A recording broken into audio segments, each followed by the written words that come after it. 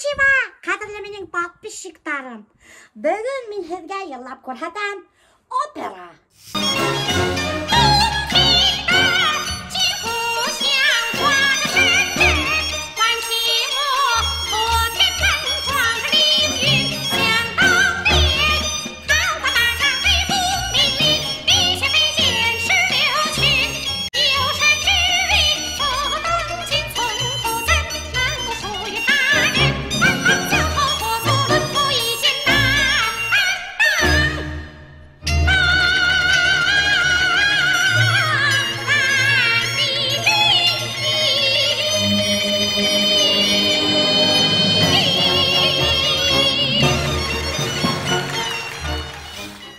Все, кино бітті. Sayonara.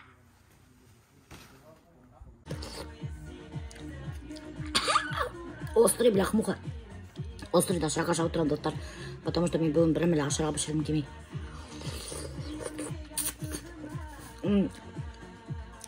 Очень неттен, енсутқан, арытқан. Бұл немете өйдегі, доктор. Бұны мене бүренден күстіңізге берділер вообще-то. Странный бір продукт. Картофқа оқшаған. И еще оқшаған. Еще бір нәмәге оқшаған. Но был обалденный бір нәмәке. Қарағат. Как вы думаете, что это? Вообще, мне кургас тоже обтраном. Думаю, что за фигня какая-то? Был достар. Ой, боже мой, хала есі қатырды. Ой, был ысталған құрот. Представляете мы? Только бұны несек ашайдар, мен вообще не пойму. Ашқа қалып болмайтын.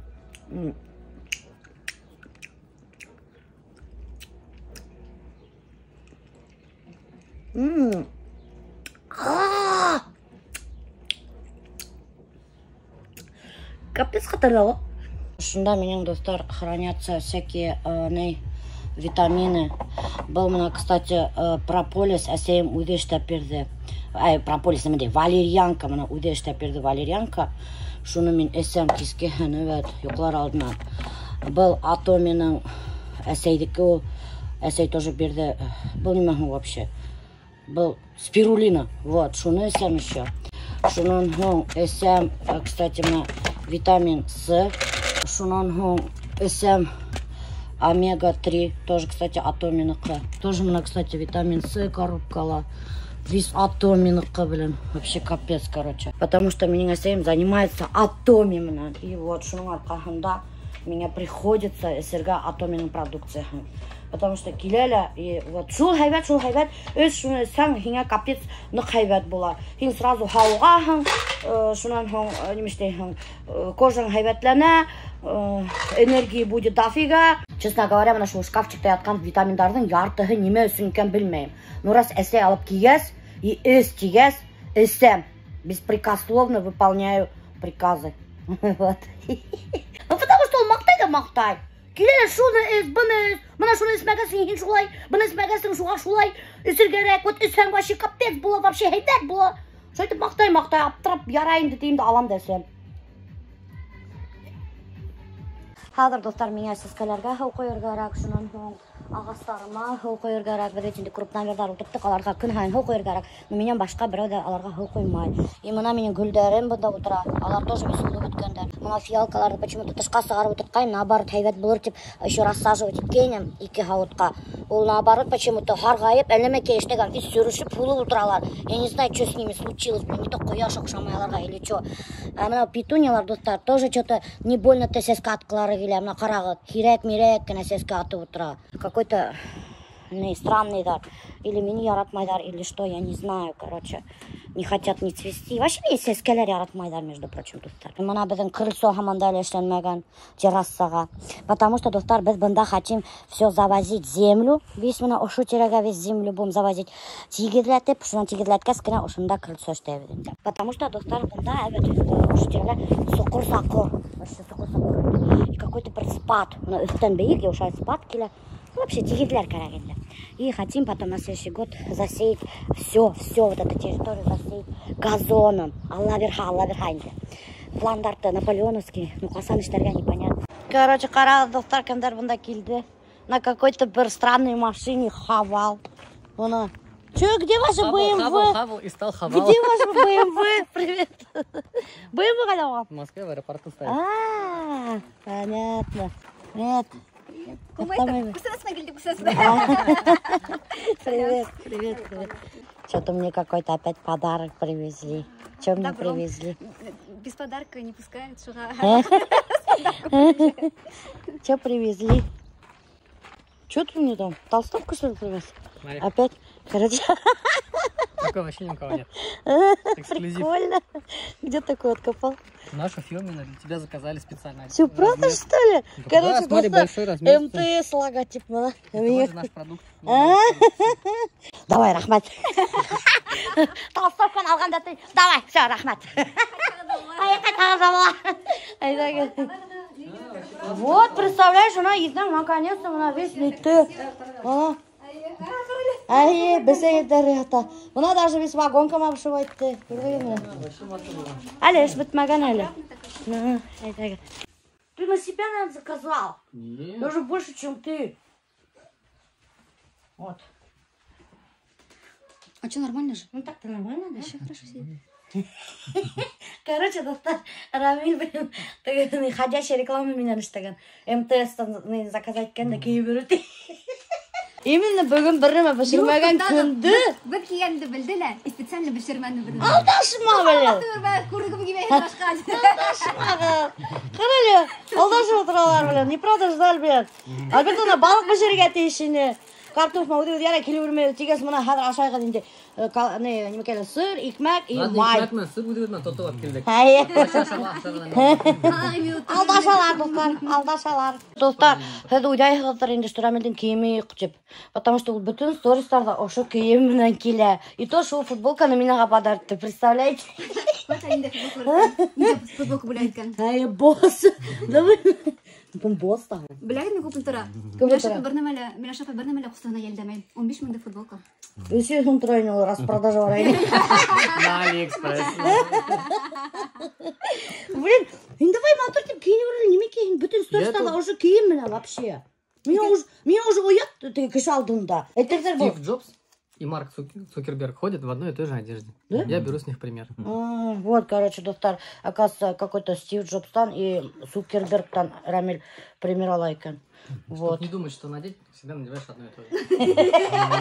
Шортик, трусик киді. Ну я барбайка и Как минимум, мағатак. Семейный, мен да шортик майка киевам да үйрем. Біз солай киінеміз, между прочим. Вот, да, Альберт уже там тишегінен занимается гаражом своим. Мне достар какой-то аппаратмен әлемі пилить ете. Гаражда әлемі тықылдығы сыға шында гаражда. Ух ты!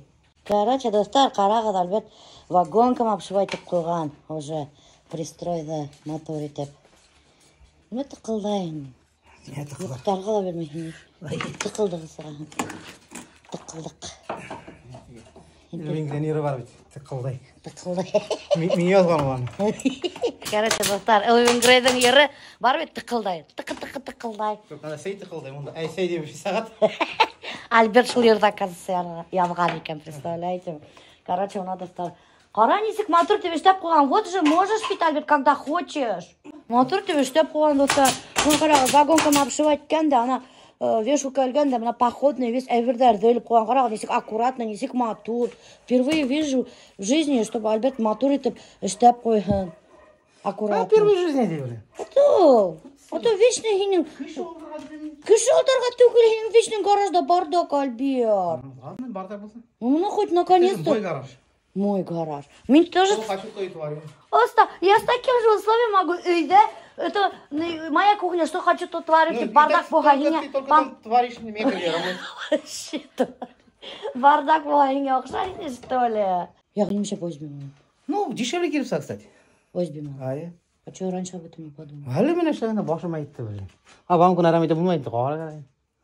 Мұнау стеналар. И уже har iki türlü dizayn bulamam. Bunda vagon Адыр var, вообще bunda... мода, биш түрлі дизайн ішлейлер бір ерде. Не, бір стенаны кирпичлеп қоялар, бір стенаны не шылай моторға қойды. Дизайнер, как болға, вашего дома или гаража, Сахаров Альберт, ул һеҙгә такой офигенный дизайн эшләп бирәсәк. Бер стенаға вагон какаға, бер стенаға кирпич эшләй, бер стенаға ОСБ. Қоя берерсің? Қой эшләре керек ме? Қызықтығанды. Қызықтыламын. Я бір видео көрсетем. Видео көрсетем? Только не для этих. Только не для этих. Только не для вас, достар. Альберт Алеманде меня видео көрсетем дейін. Свой я прям прыскать хочу. Кеуш айтып тұр.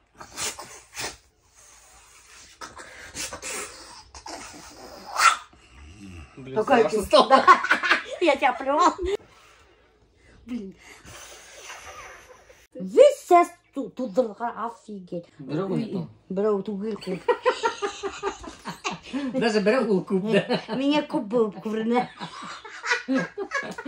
Ана шулай. Қайналар менен малайлардың видение совсем другой на самом деле. Бірақ Рамилге бір генә сөз көріне. А меня ершті көріне. Надо бір что-нибудь придумать. Дай ножницы, да? Блин, былай да матур. Закалив алғаны хоть несік неместеріне матур болып тек тұрады. Как тоже красиво. Это как это? Морозка. Я не для телефон. Маруся, Аленушка. Аленушка. Блин, күлме. Бош төлдерін düşеді.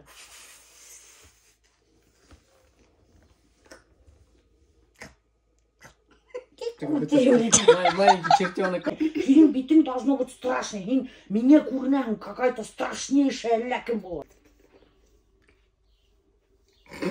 Короче, достар, біз кеттік неге Москваға. Рамил Ульдана. Тусить Москву. Тусить Москву. Ночной клуб Медведь. Оны Милеша қуанып отырады. Милеша мен Айгүл қуанып отырады. Диана мына ішлеп отырады. Біз тусить етіп. Қалай рахат мына достар помощницаға көреді. Бұл ішлей мына. Мен тусю. Тусю му? Тушу. Елкенем. Башқұртса қанса тусю, елкенем бұла екен. Короче, достар, біз Гүлсімнің туған күні айттық. Гүлсімнің туған күні, между прочим, болды бір ай тамы назад. И представляете, бұл хаманда өткерер. Башта өткерді, ауылда өткерді. Әселерімен, қайнелерімен өткерді, достарыма өткерді, туғандарыма өткерді. Қазір, короче, двоюродныйдарыма өткерді. Представляете ме?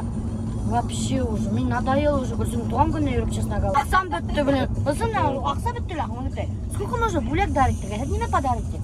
Айгүл. Мы же это, Рамиль, ты с нами? Я подарю тебе эту звезду. Мы отправим наш онлайн-перевод. Я тоже подарю звезду. Миляша, после того, как мы неделю в прошлый раз пожили, она нам говорит, типа, все, надоели, хватит, не приезжайте. Мы такие, блин, и она в конце улыбнулась, такая, мы поняли, это была шутка.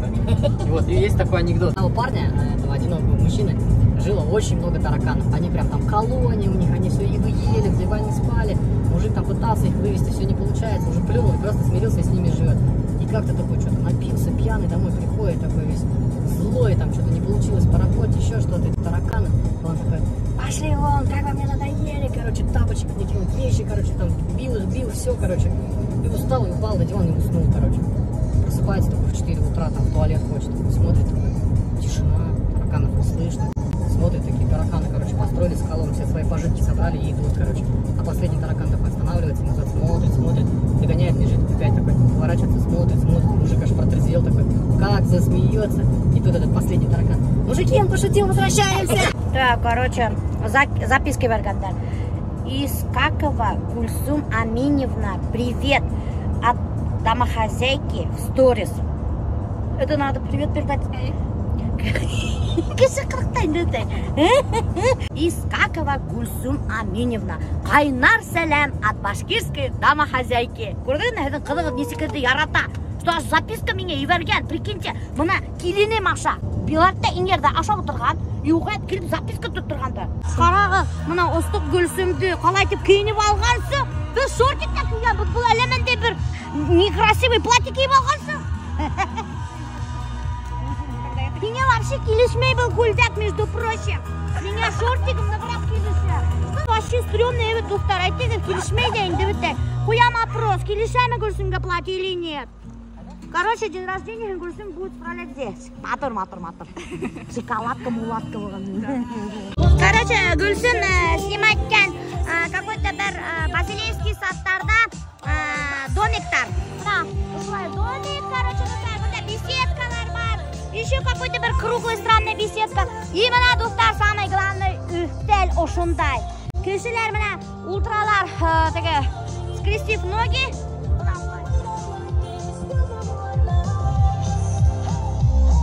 И ушла сайхым. Короче, бында ятыр қала была, ултыр қала была, рахаттанып. Ну, вообще, удобное место инде. Прямо куяш аттында, представляете мы? Бында, короче, эсерге ярамай, был кунақта. Безалкогольный день рождения, достар. Потому что, біләхті бүтін менің хіңлілерін, бүтін менің туғандарым намазда и спиртный напитки не употребляют. Вот. И мен қайтып кетем, меня бұнда көңілдім. Достар, бұнда Гүлсім организовать вообще грандиозное мероприятие. И мына даже бұнда, достар, бешіріп яталар плов, повардар сақынған. Представляете мы? Мына, короче, мына летняя кухня, бұнда будет жарить шашлыки. Мына уже самауыр қайнаған тұрар. Шеф-повар. Как вас зовут? Здравствуйте. Здравствуйте, Руслан меня зовут. Шеф-повар Руслан. Бешіріп ята қарағында мындай зур қадамдайнан башы. Бұнда целый хабан туйға литрдік плов бешіріп ята. Оказывается, достар, представляете, 5 видов плова бар. Представляете, 5 видов. А вы тут бір пловты шаттыр бешіріп, и думаю, он все, на весь мир один плов узбекский и все. Оказывается, нет, достар. Есть еще рис оленгия называется. Он очень нежный и воду не поднимает. Вот он очень мало воды потребляет. Если там перелить воду, он будет кашей. Вот этот рис, он максимально держит воду. Короче, достар, таки Руслан шеф-повар не захотел готовить плов, но курник трашты тәмле. Мына ушундай целый казан, никакими секретами не поделился. Жалко, конечно, единственное, что узнала, что он готовит из янтарного риса. Лазурный. Эй, нам пошли лазурного, достар, лазурного! Короче, достар, мында вообще кішілер көп. Ана менің туғандарым еді, сестренкаларым, ана менің Луиза, келінім. Мында вообще нық кіші болып, анағында қарағадым. Я, қолай онда. Настоящий муравейник, достар, муравейник. И бітәхілі отыралар уленде, представляете ма? Ана менің, кстати, Лейсан Хенгілім. Ол ішлей, нейді, таможнялар, таныс болады. Или әйтірге ярамаймыз. Қайда істеймін? Аты қайда істеймін? Далеко не таможня. Далеко и не близко. А қайда істеймін? Ол, короче, начальник КГБ. Менің вообще хіңілерім, көптері юристар. Юридический біткендер де ештейдер шында органдарда. Какой-то бір органдарда. Өзім де білмеймін, нендей органдарда, но органдарда іштейдер. И алардың ердері тоже органдарда іштейдер. Нық серьезный кешелер. Аларды вообще в кадр брать опасно. Мына теге шеф-повар өзбектің мұрейін тофын ашып қарабет. Блин, достар, вообще обалденно вкусно. На самом деле узбектар обалденно тәмлі плов пішірілер. Нық тәмлі. Но менікі тәмлірек. Короче, азаматтың вкусты, ну не очень-то красивый егет бекенде. И представляете, красивая Ксения на электрике. Вот, смотрите, она очень красивая. Ксения, чем занимаетесь? Пока ничем. Я жена башкорта, скажи. Модель. Ага. Модель. Вас как зовут? Меня зовут Айнур Гибатов, образовательная программа «Конгломерат». Что такое? Это программа, которая прокачивает гибкие навыки людей, чтобы они могли грамотно разговаривать, подходить, брать интервью и веселить, наслаждаться другими людьми. Мы с ним не дружим, нам такие навыки не нужны, мы сами себе профессионалы. Да, знаете почему? Потому что вы умеете.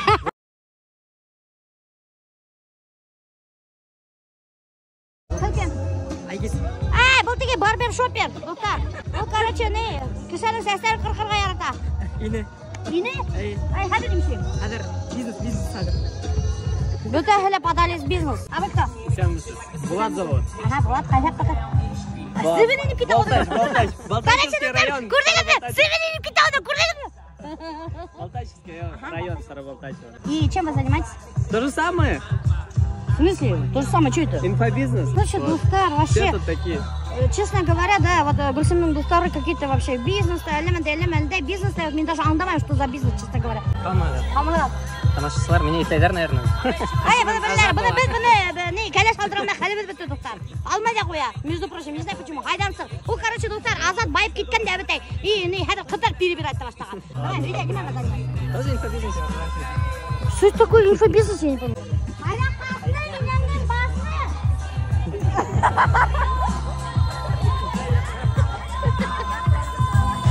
Что делает Миляша с моими гостями? Что делает? А что? Я не могу понять, бля, кому-ка, бля. Ну ты как ты сидел, что он башкор. Он меня еще укшай, между прочим. Меня еще Абзакова любит сойти. Давай, Гуляля. Кинья. Кинья. Бай. Чем занимаешься? Я вот говорю, лайк. Ну, чем занимаешься? Я шарю там, браслет там, да.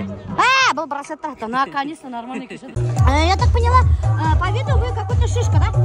Нет, вообще нет. Мне такое Буквально ощущение. чуть-чуть, буквально госдума, там не более.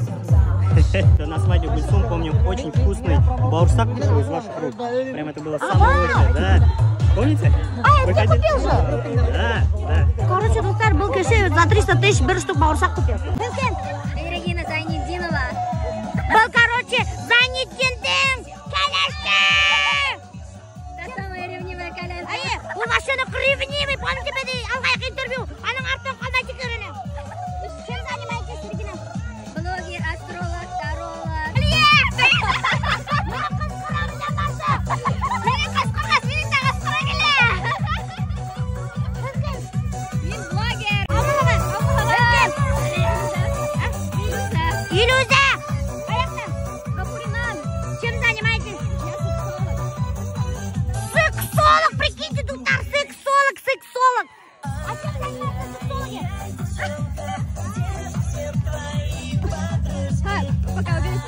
Чем занимаетесь? Мен тоже шумно заниматься этим. Аратам микрофондар. Вы кто? Я Ханна. Это Ханна, доктор Ихтехина, меня украхнда. История Хитакайнем. Изидский сериал. Она вышла в 14 лет замуж. Как дела? Отлично. Чем занимаетесь? Смотрю на всех. Чем занимаюсь? Смотри, как ударил твои молочница. И, короче, доктор, сенсация года. Гүлсімдің туған күнінде сама Гузель Шарафутдинова. Живая, представляете вы? Так, был біліп қойған. Башқұртстанның Хантақтастанның самый первый блогер Гузель Шарафутдинова. Расскажите, как вы виниры вставили в зубы? Я тоже хочу, что? У меня вообще были кривые. У меня был посередине нос. Короче, у Гузель Шарафутдиновой доктор, ошонда Алла Пугачеваны қалақ шел бұған. Нет, там была... Дыра была, настоящая. Там был зуб. Посередине должно быть. Короче, у нее вместо дыры был третий зуб. Кімдер білмей, у Гузель Шарафутдиновой не свои зубы, а виниры. Миллион 100. Тут вот так они вот. А почему вы решили свои зубы поменять? Потому что они были желтые. Она, короче, не соблюдала гигиену зубов, не чистила ничего, из-за этого зубы были желтые, и поэтому она пришлось их поменять. Вы с мужем, короче, то разводитесь, то сходитесь. Сейчас что, развелись или сошлись? Развелись! А сейчас с кем встречаетесь? Ну, хоть откройте мне моему каналу